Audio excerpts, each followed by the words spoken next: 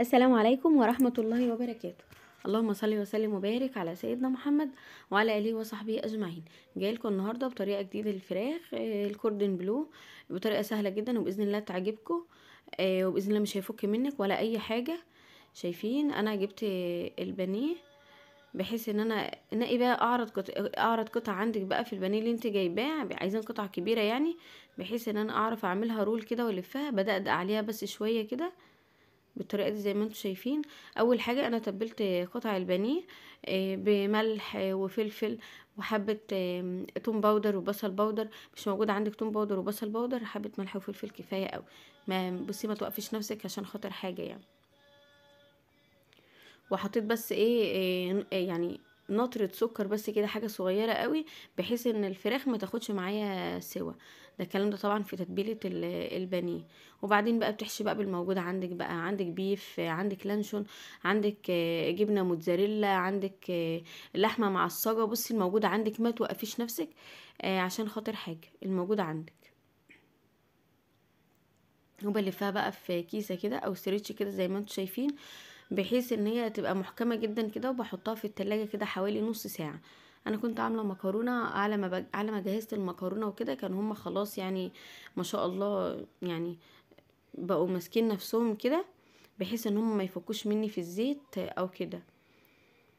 انا بشوف شيفات كبيره جدا على بتطلع في التلفزيون، وناس مشهوره جدا وبيعملوها بتفك منهم، وكتير منها بيفتح بسبب تركية زي كده يعني. بحاول احطها كده عشان احطها في النص. نوع الجبنه اللي انا جايباه ده بصراحه مش حلو خالص، حتى يعني انتوا هتاخدوا بالكم منه بعد ما اسويه كده. ما بيبانش اصلا، وغير كده ما بيديش مطه ولا اي حاجه. فانا ان شاء الله هجيب نوع تاني. وشايفين بقفل عليها ازاي، وعلى الفريزر بقى على طول. يعني هتقعد معايا حوالي نص ساعه في الفريزر.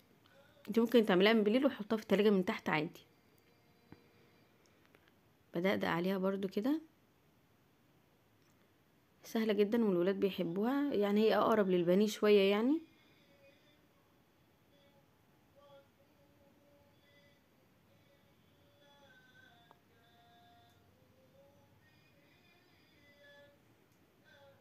زي ما قلت لك الحشو زي ما انت عايزة. طبعا كل حد دلوقتي عارف قيمة الفرخة وبيوفر يعني، رجل الفرخة بقت بتتشال. دلوقتي انا معايا بيضة واحدة وحطيت عليها فلفل وسنة ملح كده. وهنا بقى معايا بقسماط وحطيت عليه معلقتين نشا، وحطيت عليه التوابل بتاعتي زي ما تحب بقى يعني، بحيث ان تبقى كلها.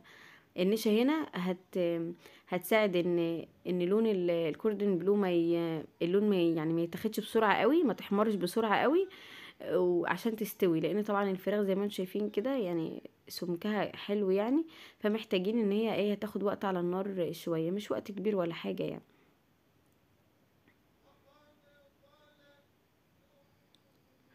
في حالة ان انت معاكي كمية اكبر يعني، بتحطي على البيض بقى سنة لبن كده، شوية لبن. عشان انما انا لقيتها مش مستاهلة، انا اصلا عاملة 3 قطع بس يعني، فعملت البيضة بس. كده خلاص هو جاهز معايا على التحمير. ممكن تجهزيه بقى من بالليل وتاني يوم تحمري، او في اي وقت تحتاجي تعمليه يعني. هنا سخنت الزيت،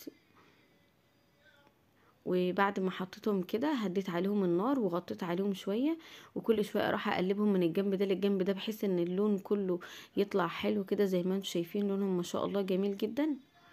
وتهدي اهم حاجة وتغطي عليها عشان عايزينها تطلع مستوية. وعملت جنبها بقى مكرونة وايت صوص. شايفين ما شاء الله، مفيش حاجة فكة مني ولا اي حاجة. اللهم بارك. زي ما قلت لكم والله انا بشوف شيفات بتبقى طالعه مش مظبطه معاهم خالص. شايفين ما شاء الله، زي قلت لكم كمان لو نوع الجبنه افضل من كده تبقى باينه فيها قوي ما شاء الله، اللهم بارك. سهله جدا على فكره، ما بتاخدش وقت. ممكن تجهزيها زي ما قلت لك قبلها بيوم او 2 وتستخدميها في اي وقت، تحطها في الفريزر اي حاجه. وكمان المكرونه دي انا عامله لكم فيديو بيها ان شاء الله ينزل باذن الله.